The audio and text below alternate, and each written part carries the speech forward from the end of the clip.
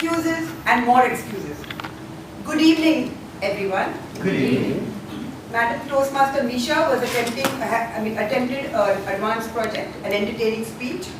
She started off with a lot of excuses, and I was also wondering what it's all going to lead up to.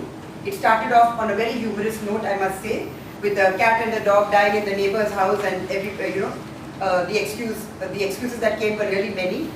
Now, what I want to say is that while she was giving us these excuses and we enjoyed the humor in all of that, I think all of us did a bit of introspection ourselves, because we all tend to make excuses. Not only in Toastmasters, not only in the Star of Arabia forum, not only for delivering speeches at the correct time, but in our lives, in different segments of our life.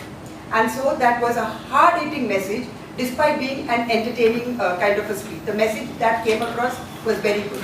Now, she's the VP Ed, and she reiterated that fact so many times, and I know it's a very difficult job, following up and getting things, and she did get that message across, that people should not procrastinate, but once you have a schedule, once you do things on time, then it will make you also feel a lot better, Once you do the job, and you stop this procrastination, you will sleep better, you will feel a sense of self-fulfillment. So what I would like to tell Misha is that while it was entertaining, which it had to be, it bordered a little bit on a sermon, like it was a bit of a sermonizing kind of speech. So you could avoid that, because I know you had a message to convey to the audience. You did convey it in very effectively, but it kind of, just for a moment, I thought it was like kind of bordering on an education session kind of thing.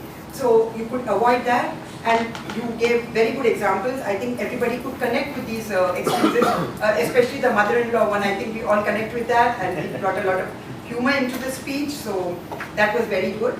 And areas of improvement is that maybe you could use the sermonizing part less and entertain more with some more examples. And that would have been a much more forceful, there would have been a bigger impact of your speech. Overall, well done, Misha.